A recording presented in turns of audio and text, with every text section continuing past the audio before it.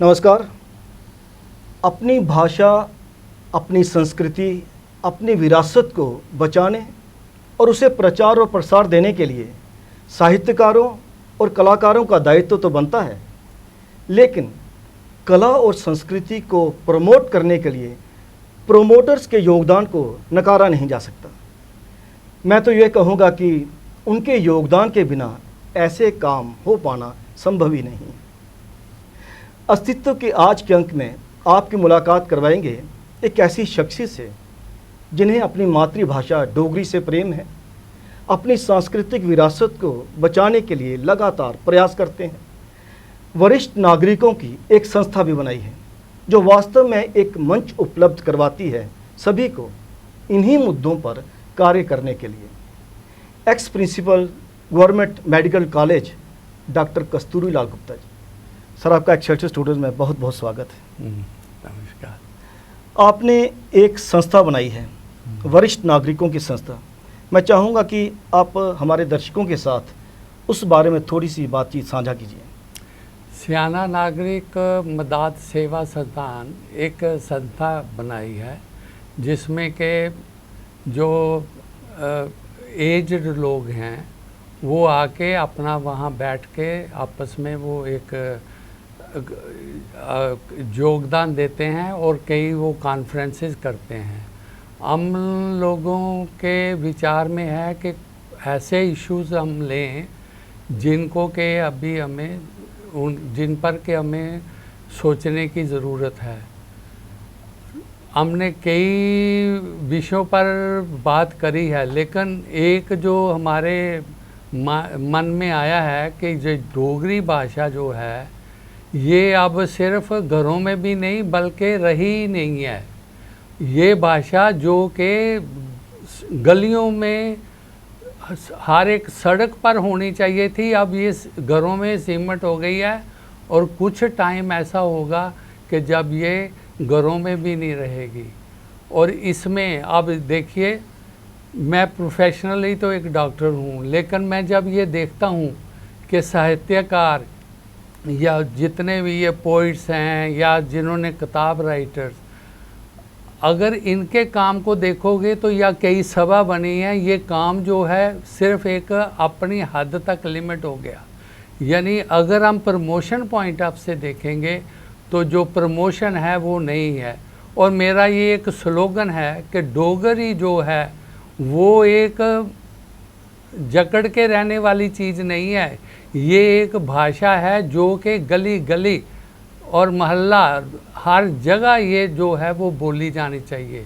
और हमारे पास एक बहुत बड़ी प्रॉब्लम ये है कि गांव में फिर भी अभी ये है, लेकिन जो अर्बन एरिया जैसे जम्मू ये अर्बन है म्यूनसिपैलिटी, इसमें तो आने वाले 20 या 30 साल में हमें तो कोई बच्चा भी नहीं दिखेगा, कोई बूढ़ा भी नहीं दिखेगा कि जो यानी डोगरी भाषा को जानता होगा, क्योंकि लोगों ने इसको पढ़ना छोड़ दिया है। सर, जैसे कि आपने संस्थाओं की बात की, तो हर संस्था का एक लक्ष्य रहता है। जितनी भी संस्थाएं जम्मू संभाग में कार्य कर रही हैं डोगरी के लिए प्रमोशन तो कर रही होंगी, लेकिन जैसे कि आपने कहा कि संस्था की एक लिमिटेशन हो जाती है, तो आप समझते हैं कि व्यक्तिगत स्तर पर प्रयास करने की अधिक आवश्यकता है? बहुत ही आवश्यकता है। मैं ये कह रहा हूँ कि हमें कुछ स्ट्रेटजीज डेवलप करनी होती हैं किसी चीज़ को बढ़ाने के लिए। आप देखिए, ये जो भाषा आगे नहीं बढ़ रही, इसमें अगर हम देंगे तो एडमिनिस्ट्रेटिव प्रॉब्लम्स हैं, वहाँ पर अड़चन है, पॉलिटिकल विल नहीं है। अब ये लोगों को अगर आप देखेंगे, जो पब्लिक है, इसका ध्यान पड़ गया है कि प्राइवेट स्कूल एजुकेशन, यानी इनका ध्यान है कि दूसरी एजुकेशन जो एजुकेशन हमें मिलेगी दूसरे सोटू से लैंग्वेजेस में, वो हमें डोगरी में नहीं मिलती। धारणा गलत है। बल्कि बच्चा जो है जब पैदा होता है तो उसका कनेक्शन माँ के साथ होता है, तो जो माँ बच्चे को देगी वो बच्चा सारी उम्र उसको इनग्रेन करता है। और लैंग्वेज और बच्चा भी जो है माँ का, ये बहुत कनेक्शन है।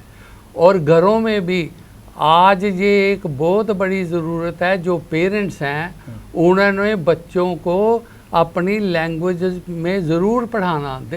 जो अपनी लैंग्वेज है वो एक दिल से जुड़ी हुई लैंग्वेज है। बाकी लैंग्वेज अगर आप कोई सीखोगे वो सिर्फ दिमाग में जाती है, वो आपके दिल में नहीं जाती है।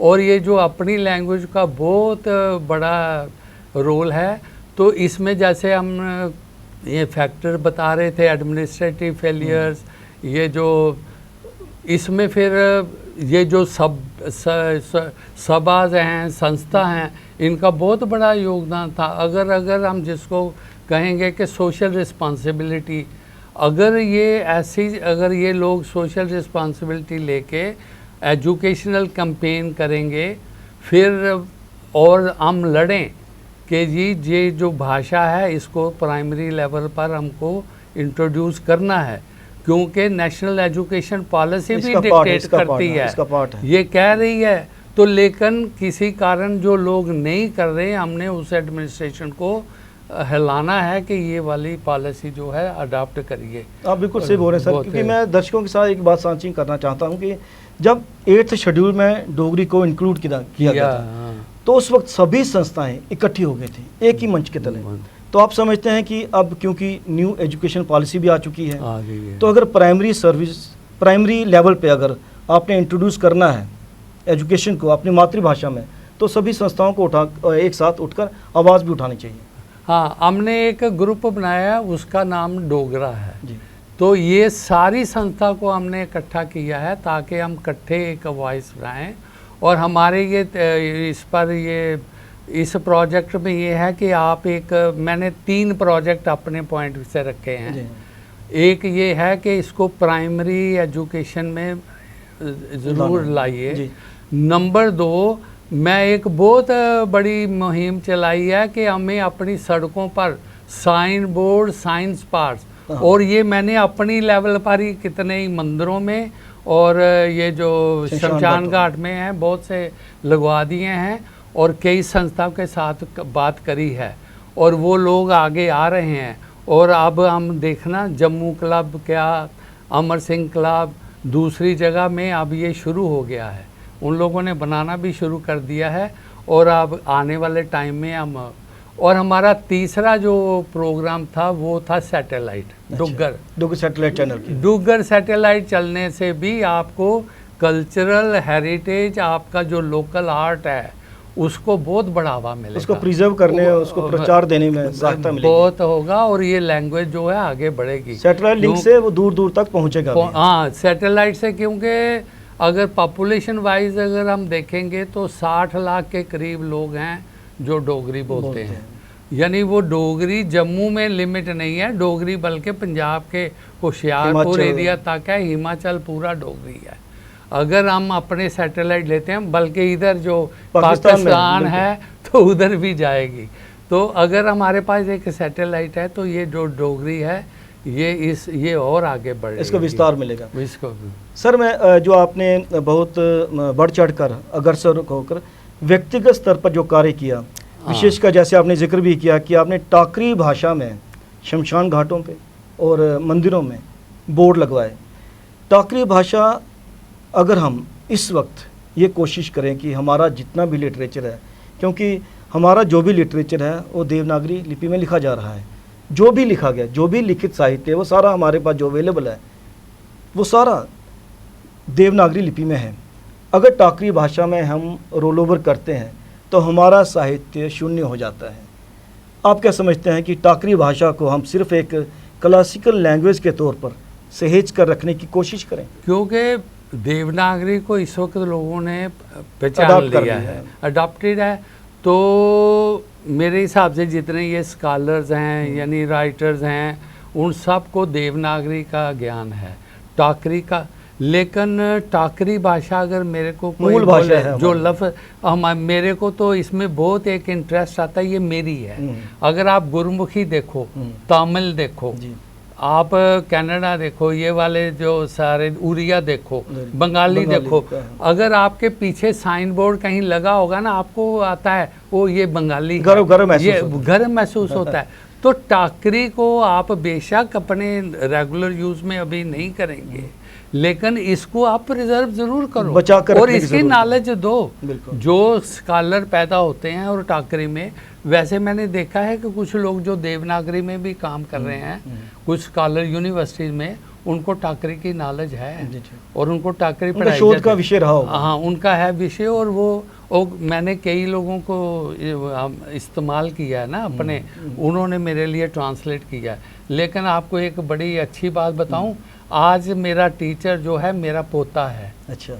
जो भी काम मैं करता हूँ, जो भी देवनागरी से टाकरी में बदल रहा हूँ, वो कंप्यूटर खोल के मेरे को बताता है, मैं सारा काम। तो एक पॉजिटिव साइन भी है भाषा को लेकर। आप आर्टिफिशियल इंटेलिजेंस इसको कहते हैं ना, अगर अंग्रेजी में बोलेगा फिजिबल प्रैक्टिस, तो आप फिजिबिलिटी अगर ढूंढनी है कि एक चीज़ को पढ़ाओ, तो बड़ा आसान तरीका है, आपके पास कंप्यूटर पड़ा है, आप चेंज कर लो। टाकरी में भी आप लिख लो, आप चाहे वो प्रिजर्व हो जाएगी, प्रिजर्व हो जाएगी। या अच्छा, एक सोशल रिस्पॉन्सिबिलिटी मैंने आपको बताना था। जी जी।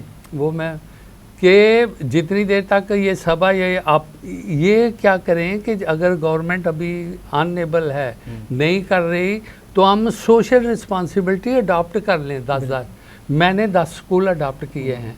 जी जी। उन 200 मैंने जो किताबों का ऑर्डर दिया है ये सब, और वो हम लोगों उन बच्चों को फ्री दे रहे हैं।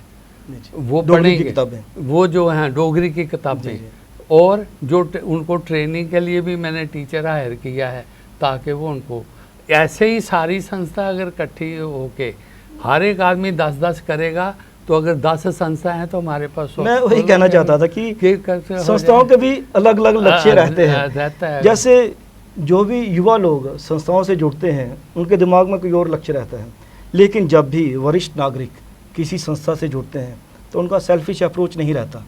उनका जो अप्रोच रहता है वो कंस्ट्रक्टिव रहता है, वो कुछ देने का रहता है।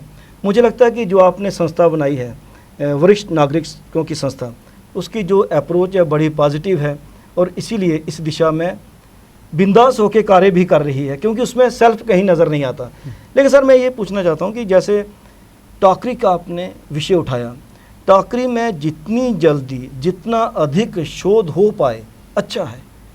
जितना वक्त उसमें निकल जाएगा मुश्किल हो जाएगी।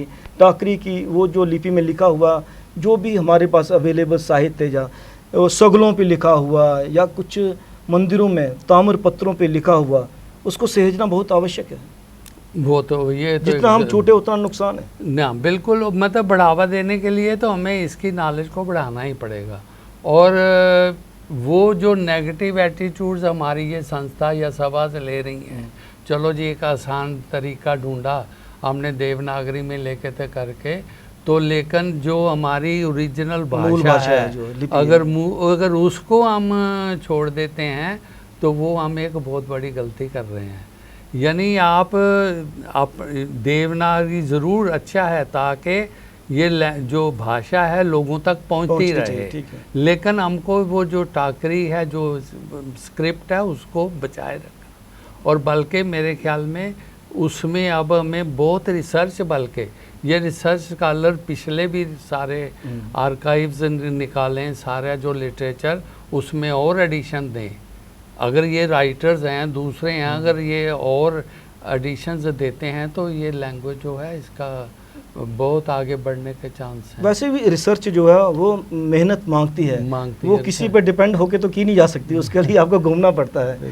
ये तो है। एक दिक्कत है सर आजकल, जैसे आपने खुद कहा कि आप स्कूलों को किताबें भी पढ़ने के लिए बच्चों को देंगे, लेकिन हमारे यहाँ दिक्कत यह है कि हमारे यहाँ पे प्रोफेसर, असिस्टेंट प्रोफेसर बहुत हैं, लेकिन जहाँ असिस्टेंट प्रोफेसर है वहाँ बच्चे नहीं, जहाँ बच्चे हैं वहाँ पे असिस्टेंट प्रोफेसर नहीं है डोगरी का, और जहाँ बच्चे नहीं हैं और असिस्टेंट प्रोफेसर है वो डोगरी विषय नहीं पढ़ा रहा, वो कोई और कार्य कर रहा है, वो हो सकता है क्लैरिकल कार्य कर रहा हो। इस चुनौती का सामना भी कैसे किया जाए? ये देखो, ये जो एक एडमिनिस्ट्रेटिव प्रॉब्लम है जी, इसी का एक रियलाइजेशन है। अगर अब यानी एडमिनिस्ट्रेशन का एक रोल था, दूसरी तरफ मैं कहूँगा कि एजुकेशन जो एजुकेशनिस्ट हैं, चाहे वो एडमिनिस्ट्रेशन में हैं, हेड्स डिपा, प्लस यूनिवर्सिटीज़ हैं, कॉलेजेस हैं, स्कूल्स हैं, अगर इन सब लोग ये इकट्ठे मिलके तो एक पूरा एक नक्शा बनाएं, स्ट्रेटजी जो ऐसे आपने बोला, स्ट्रेटजी बनानी चाहिए, फ्यूचर स्ट्रेटजी होनी चाहिए। ये मेरी जगह है, यहाँ पर इतने लोग हैं, इतने आदमी की है, इसको इतने साल के बाद रिक्वायरमेंट क्या रहेगी, इसके बाद बल्कि मैं और इंटरेस्ट क्रिएट करके और आगे बढ़ाऊँ। तो यानी यहाँ पर बच्चे हैं, उनको फिर टीचर वहाँ अवेलेबिलिटी होनी, यहाँ पर नहीं है, लेकिन उसको भी आप डेवलप कर सकते हो। इंटरेस्ट क्रिएट करना पड़ेगा। वो जो टीचर वहाँ है उसको जाए, बेशक एनरोल करे 2-3, तो फिर जो ये लैंग्वेज मूवमेंट चलेगी, मूवमेंट चले। वो एक है ना कि आप कुछ चाहिए नहीं तो आप एक पत्थर दरिया में डाल दो, रिपल तो आएगी, रिपल तो आएगी, तो कुछ मूवमेंट तो होगी ना। बिल्कुल। तो इस वक्त हमें ये चाहिए कि कोई मूवमेंट ज़रूर होनी। दिक्कत तो यहाँ तक है कि जम्मू विश्वविद्यालय में डोगरी विभाग तो है, डोगरी विभाग के जो प्रमुख हैं मैम, वो डोगरी से ताल्लुक़ नहीं रखती, उनका विषय कभी नहीं रहा डोगरी, तो वहाँ पे भी रिक्रूटमेंट का बहुत ज़्यादा इशू है। सर आप क्योंकि हाई प्रोफाइल जॉब में रहे, प्रिंसिपल भी रहे मेडिकल कॉलेज के, तो जो लोग कहते हैं कि डोगरी भाषा पढ़कर मेरा फ्यूचर सिक्योर नहीं होगा, लेकिन एडमिनिस्ट्रेशन में भी आजकल डोगरी के IAS के में करने के लिए रीजनल सब्जेक्ट कंपलसरी हो गया है, क्योंकि आखिर आपने जब भी पब्लिक सर्विस देनी है तो आपने मातृभाषा में ही देनी है, ज़्यादा बेटर कनेक्ट कर पाते हैं। आप अपना एक्सपीरियंस क्या बताएंगे बतौर डॉक्टर? अपनी लैंग्वेज देखिए, जो कम्युनिटी के साथ जुड़ा है, जितनी देर वो अपनी लैंग्वेज में पेशेंट के साथ, या कोई, मैं कहता हूँ पेशेंट, हमारी में समझो कि डॉक्टर ही नहीं बल्कि नर्सिंग स्टाफ है। आज एक नर्स है, अगर वो कम्युनिकेट डोगरी लैंग्वेज में, लोकल लैंग्वेज जो मदर लैंग्वेज में पेशेंट के साथ करेगी, वो कनेक्शन बहुत अलग है, वो भी अच्छी तरह से समझा पाएगा। अब कुछ लोग जो पेरिफेरी में हैं, हेल्थ वर्कर्स हैं, या ये जो हैं इंटीग्रेटेड चाइल्ड हेल्थ केयर्स में हैं, आशा वर्कर्स हैं, अगर ये बोल शुरू कर दें नहीं जी हमारी भाषा हिंदी है या दूसरी अंग्रेज़ी है, तो वो जो कॉमन पब्लिक को क्या देंगे। अब इसी तरह अगर आप देखिए रेवेन्यू रिकॉर्ड्स वाले हैं, अगर रेवेन्यू के ऑफिशियल्स हैं, वो जाके तो क्या बात करेंगे, अगर कॉमन आदमी के साथ जितनी देर आप अपनी लैंग्वेज, भाई ये इतनी तेरी जगह है, इतना ये है, ये फ़र्द बनता है, किसी को क्या पता है। पर एग्रीकल्चर वाला किसानों से कैसे बात करेगा, ये बात ही नहीं। आप रेवेन्यू, आप जुडिशियल मैटर है, आपने कोई भी बात अगर करनी है तो इंग्लिश में लिख दो, वो जब बेचारा गरीब जो है, ना लिटिगेंट को कुछ पता, ना रिस्पॉन्डेंट, तो कुछ भाई क्या करना है। तो ये देखिए, इन सारे विषय में जो अपनी भाषा जो है, इसकी तो बहुत ज़रूरत पड़ती है अगर कॉमन पब्लिक के साथ हमने जुड़ना है। तो जैसे आप कह रहे थे कि अब KAS बल्कि IAS में जो है, और इसका कितना फ़ायदा लाभ है, कोई मेहनत ज़्यादा नहीं है, बच्चे ने करी 5वीं तक भी अगर उसने पढ़ ली। अभी इसी के साथ एक और पॉइंट आया था मेरे को याद कि रिक्रूटमेंट रूल्स, अब वो भी मैं, अच्छा अगर 5वीं तक बच्चा पढ़ गया, तो अगर उसको उसकी नॉलेज है, वो बोल रहा है, तो चाहे किसी टॉप पर भी चला जाए, उसको टॉप सफ़र नहीं होती, चाहे वो डॉक्टर बने, इंजीनियर बने, कुछ भी बने, वो है उसका एकेडमिक और कैरियर रिलेटेड ट्रेनिंग, वो जिस लैंग्वेज में मर्जी ले, चाहे उसको वो इंग्लिश में ले, हिंदी, लेकिन उसको अपनी भाषा की नॉलेज, जो लोगों के साथ, जो ये भाषा होती है कम्युनिटी बाइंडिंग है, आपस में आप लोग मिल रहे हो, इससे ये होता है बच्चे को एक सिंसियरिटी पता लगती है, एक चैरिटी पता लगती है कि मेरा ये बूढ़ा है, मैंने इसके साथ क्या करना है, ये चीज़ों का कितना असर पड़ेगा। तो ये जो चीज़ें हैं, ये इनका बहुत ही वो है प्रभाव जो है वो पड़ेगा, और अपनी लैंग्वेज का जो प्रभाव है ये ज़रूर पड़ेगा, और किसी की ट्रेनिंग को ये अफेक्ट नहीं करता है। और ये सत्य है कि जो भी महान राइटर हुए या साइंटिस्ट हुए या डॉक्टर हुए, उनकी बेसिक ट्रेनिंग जो है वो मातृभाषा में ही हुई, ट्रेनिंग जितना भी कार्य उनका रहा वो मातृभाषा में ही रहा, चाहे उन्होंने इंग्लिश में पढ़ा, लेकिन ग्रैब जो किया वो मातृभाषा में और किया। वही लोग तो एडवोकेट कर रहे हैं कि भाई मातृभाषा ही, अब जर्मन लो, जापान लो, जितने भी कोरियन कंट्री ये रशियन वगैरह उन्होंने सब अपनी भाषा में ट्रेनिंग है, तो और उनकी ट्रेनिंग बहुत अच्छी है, ज़्यादा बेटर कनेक्ट कर पाते हैं दूसरों के साथ। हाँ, बिल्कुल। हमें क्या ज़रूरत है कि अगर हमने अंग्रेज़ से बात करी हम इंग्लिश ही सीखें, हाँ, वो क्यों ना हिंदी सीखे, वो क्यों ना डोगरी सीखे। तो आजकल तो वो ट्रांसमिशन भी हो जाती है लैंग्वेज। सर, आप नौजवान तबके को क्या संदेश देंगे अपनी भाषा, अपनी सांस्कृतिक विरासत को बचाने के लिए? किस हद तक प्रयास किए जाने चाहिए? अगर भाषा को बचाना है तो मेरे जो सोच में एक पॉइंट है फैमिली। जी, मातृभाषा, माँ बोली, अगर माँ मतलब फैमिली में ही माँ सबसे बड़ी रिस्पॉन्सिबल इशू होगा जिसका बच्चे के साथ कनेक्टेड है। जी। और दूसरी बात ये होती है कि जो आज हमारे लोगों में ये पड़ गया है ना एक विचार कि बस जी इसको ये दूसरी भाषा पढ़ा के इसको ये बना दो, ये उससे ये हो गया ना बच्चा ये वो बन रहा है। देखो वो अपनी जड़ों से देखो ना, पेरेंट्स जो थे वो बच्चे को कुछ दे रहे हैं जी। लेकिन वो पता क्या दे रहे हैं जो एक्चुअली उनको वो देना नहीं चाहते, नहीं चाहिए जो एक्चुअली वो देना चाहते थे वो उनको डिप्राइव कर रहे हैं। आज ये स्ट्रेटजी। दूसरी ये है जो एजुकेशनल सिस्टम बन गया है वो भी ये हानिकारक है, बदलने की जरूरत है, उसको भी बदलने। थोड़ा प्राइवेट स्कूल्स पे चेक होना चाहिए। हाँ, एक प्राइवेट और होम एट माँ को चेक वो भी करो, स्कूल है, वो बेसिक स्कूल बहुत बड़ा स्कूल है। वही अगर इस चीज़ को इनकरेज नहीं करे, बढ़ावा नहीं देगी तो फिर कोई परेशानी नहीं होगी। अभी मैंने शुरू किया है, मैं प्राइवेट जो स्कूलों के कुछ टीचर प्रिंसिपल्स उनसे एक आपस में कर रहे हैं, फिर हम उनको बोल रहे हैं कि आप प्लीज़ इसको एज ए सब्जेक्ट डालिए ताकि क्योंकि जो प्राइवेट स्कूल वाले भी हैं इनको ये बोलना ही पड़ेगा कि आपकी भी ये सोशल रिस्पॉन्सिबिलिटी है। आप एजुकेशन जैसे मर्जी दीजिए, मदर टंग में कोई हानिकारक तो है नहीं इशू, तो इसमें आप अगर योगदान दो तो ये बहुत फ़ायदेमंद है। उम्मीद करेंगे सर जितनी भी बातें आपने हमारे साथ साझी की उनका दर्शकों तक बहुत पॉजिटिव इम्प्रेशन रहेगा और वो जानेंगे कि और महसूस भी करेंगे और इम्प्लीमेंट भी करेंगे कि अपनी मातृभाषा को बचाना, अपनी सांस्कृतिक विरासत को बचाना, उसे प्रचार और प्रसार देना कितना आवश्यक है। आप एक्सर्स स्टूडेंट्स में आपका बहुत बहुत धन्यवाद।